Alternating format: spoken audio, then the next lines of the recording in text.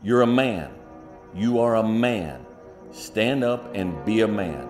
We're gonna have wins, we're gonna have losses. The difference is, how do you look at it? How do you approach it? How do you deal with it? How do you admit it and see it for what it is? And then what do you do about it? What do you do about it? You cry about it, you mope about it, you drink about it, you sleep around about it, you get mad and get in fights about it, you just hang around, just turn the world out, just zombie about it, you fry yourself with marijuana about it. Say, Dwayne, I'm sad. Dude, that's a part of life. You think you're the only man on this planet that's sad? Say, Dwayne, I'm going through depression. Well, welcome to the world. Welcome to the rest of us. And that was when, like, the reality of the situation of, like, there was no escape. There was no one who was going to come to save me. Hard times create hard men. Hard men create soft times. Soft times create soft men. Soft men create hard times. We are now around soft men and hard times. There's a lot of men struggling right now. There's a lot of men, if you know, I talk about it a lot, that if you look at the stats around suicidality in the UK, the thing that's most likely to kill someone between the age of like 18 and 40 is themselves, for a man. Do we really not know what it is to be a good man? And I would go so far as to say to be a good human being, right? Because take responsibility for what you're doing, take ownership of your life. Go do something that's hard. Go try and accomplish something that's hard. You may win, you may lose, you may succeed, you may fail. I'll tell you what, you'll be better. If you avoid those things that are hard, if you don't accept that challenge, if you don't step up and step into that cold water, and you sit on your couch and eat Doritos, I can tell you this is not a good move. This is not a good move. Don't do that. It seems like, especially with confidence, right, or self-esteem, there's a relationship between confidence and competence. So what you're looking to do is try and have what you believe that you can do be ahead of what you can do. Right. Now, you're not looking for it to be delusional. You don't want it to be able to believe that you can do something like fly, right? But you need to have a relationship between the two. But what people are asking for is for their confidence to be so far ahead of their competence that, or without having even been competent at anything in the beginning. And that's just delusion, that's fantasy. The life you want is on the other side of a few hard conversations, and you're living a life you hate because you're too afraid to have them. Add some things to that list of what it takes to be a, maybe not a good man, but at least a happy and fulfilled man. One of the words you used is brotherhood. And I was thinking about all the things you got from your time in the SEALs. And it's almost a bit of like a microcosm of what I think a lot of men are looking for. That sense of purpose, that brotherhood. And they find it these days in like video games and stuff, right? Video games, I've got I cast no judgment on people that play video games. I've played video games my whole life. But it seems like there's a reason we're getting like increasingly addicted to these video games, because they're giving us something that we're searching for in real life and not getting. You used the words brotherhood, purpose. These are things that the SEALs clearly have in huge amounts. Is there anything else that you'd add to that list of what it takes to feel fulfilled? Yeah, jiu-jitsu. It almost has become a joke amongst me, my friends, people that listen to me, is you got some kind of a problem in the world, you got some kind of problem in your life, go train jiu-jitsu. There's a reason why I say that.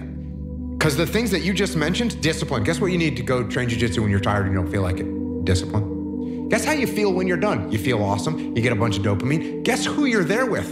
A bunch of dudes that you can relate to. And guess what you're gonna do together? You're gonna struggle. You're gonna go through some hardship together. You're gonna sweat, you're gonna choke, you're gonna get your arm broken. These things are gonna happen. Not gonna get your arm broken, but hey. But you're gonna be with a little brotherhood. And by the way, women train jiu-jitsu too. My daughters all train jiu-jitsu. It's all good. So yeah, jiu-jitsu is one way. Now look, could you go to the rock climbing gym? Yes, you could. Could you go to the CrossFit gym? Yes, you could. Could you go to the soccer? Yeah, the soccer field, football field, whatever. Yeah, you can do that stuff. So yeah, go do that stuff. That's shared suffering together with a group on a regular basis, whether you want to or not. Those are all little components of being in the military, being in the SEAL teams. That's what it is. That's what you're doing. What does a SEAL platoon do? They train to get ready for go to war. How do they do that? They go to the desert, they carry their guns, they run through little choreographed moves, they get hot, they carry weight. It's suffering, it's just shared suffering, and they're working together. And they're learning skills. That's what you're doing in a jiu-jitsu gym. That's what you're doing on the soccer field. So go out and do those things with other human beings, and it's gonna make It's going to make things better for sure. You don't have to feel good about it. You just have to keep going. The feeling will pass, but you will remain. You are greater than your feelings. Going to bed late and waking up early to work for a few days won't kill you. You're not going to burn out. You're doing what it takes. If you're one of those people that push work-life balance, just remember, the people who like working a lot don't care. I've never regretted trying harder at anything ever. Hard times last long, but an epic story feels like a lifetime. You have to build a person that can withstand the pressures of whatever they're going to be dealing with in life. And we don't do that. I'm not trying to send a message of run 200 miles, be the baddest motherfucker in the world, but be tough. You better have a part about you that's tough, a part about you that can break down situations and get better. And break down situations very quickly within some trauma in your life, some devastation in your life, because it's gonna come. The devastation, the trauma is gonna come, and you can't allow that to become a Jersey barrier. It can't be a Jersey barrier. It has to be something that you can maneuver through very quickly and move forward. That takes a lot of toughness. Get up, move towards that challenge, whatever that challenge is. Move towards that challenge and go attack it. And you may be successful and you may not be successful, but you will be better. At the end of the day, I ask myself one question: can I take one more step? And usually the answer is yes. So if you can answer that question and not take another step, that is real failure. That is real quitting. So a lot of people can take one more step, but they choose not to. I don't know if you can take 2 steps. You got to answer that question after you take the first step. But I can always take one more step, so if I choose not to, that's on me. And I got to live with that. Extreme ownership is, this went wrong, this failed, didn't accomplish this, and it's not the fault of my boss, it's not the fault of my girlfriend, it's not the fault of my parents, it's not the fault of the weather, it's my fault. And I'm gonna take ownership of it, and I'm gonna fix it. That's what extreme ownership is. And this is a very difficult thing to do because it hurts. Because when you look around at your life, and you look around at your job and your financial situation and your relationship and your physical health, and when you look at all those things and all the problems that you may have with those things, and you say, the reason I have all those problems is because of me, that can hurt, that can sting. And a lot of times our ego rejects that and makes excuses and lies. And then we don't have to change anything. And then nothing changes. Well, I believe that you have to build belief. Belief is like, there's an after school special belief where the mom says, believe in yourself, and that's all great, but there's also a built belief. And the built belief is one where you are constantly, like for me, I came from a bad place. How I build belief is through the daunting tasks I put myself through. So that's proof positive that I can. So it correlates. And that's how this piece of shit kid that I once thought I was built belief by saying, I was in 3 hell weeks. I went to Ranger school. I tried out for Delta selection. Undeniable stack of proof. That is proof, motherfucker. So whenever you think you can't, the confidence comes from the thing that you built. You must build belief. You must build confidence. It can't be like, hey, I'm gonna knock that shit out. You gotta look over here and say, I can knock that shit out. It's belief, and it's built on what you put in to yourself. There's a lot of men, if I talk about it a lot, that if you look at the stats around suicidality in the UK, the thing that's most likely to kill someone between the age of like 18 and 40 is themselves, for a man. So men are clearly struggling in some capacity with purpose or meaning or something. So I almost feel like, a lot of these sort of toxic influences of what a man should be have now emerged to offer answers. But I doubt those toxic influences. And I say there's got to be another role model, another sort of blueprint for what it is to show up as a man. Well, I was going to give you I guess it would have been a real cheap answer of, I think it's Marcus Aurelius, is stop discussing what it is to be a man and be one. I was gonna walk out of here with that one. I'd be like, pretty good question avoidance there. But there's some merit to that, right?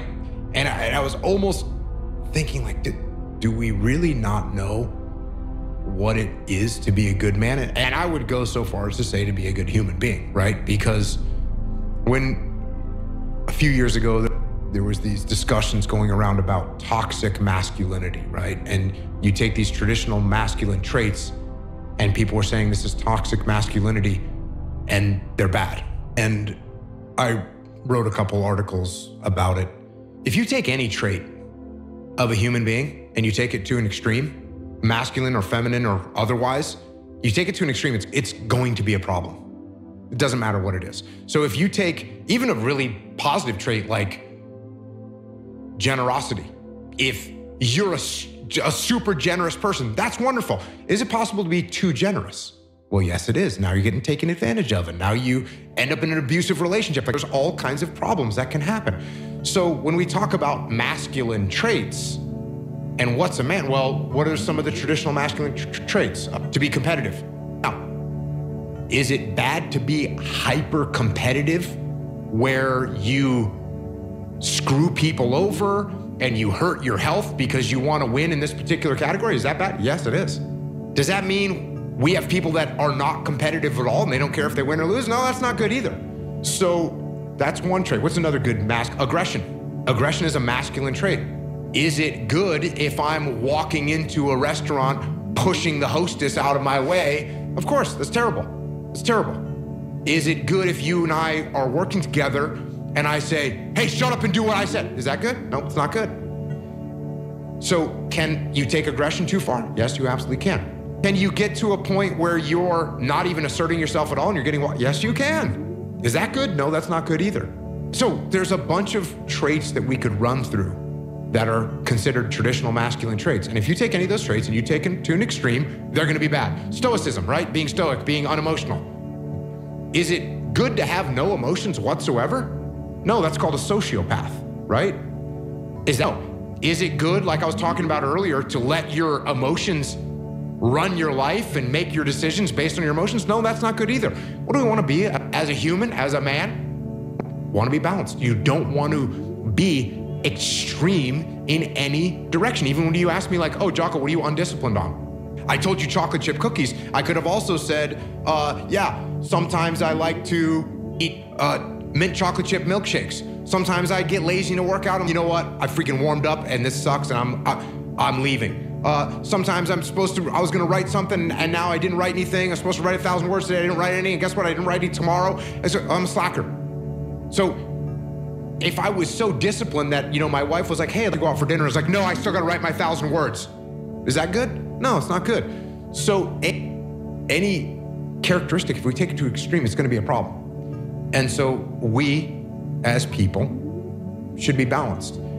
And I think what we need to be attuned to is it's much easier to be extreme. It's much easier to say, oh, no emotions, cool, and turn them off. That's easier than, or a total emotion mayhem, that's easier. It's harder to find balance. It's harder to find balance in business. It's harder to find balance in life. It's hard to find balance. And what we have to do is we have to be attuned to the that we're getting. We have to be attuned to the feedback that we're getting. So if we're talking to our wife and she says, you're not gonna be home for dinner again tonight for the 9th night in a row that you're gonna stay late at work, you need to be paying attention enough to say, oh yeah, guess what? I'm a little too focused on work right now.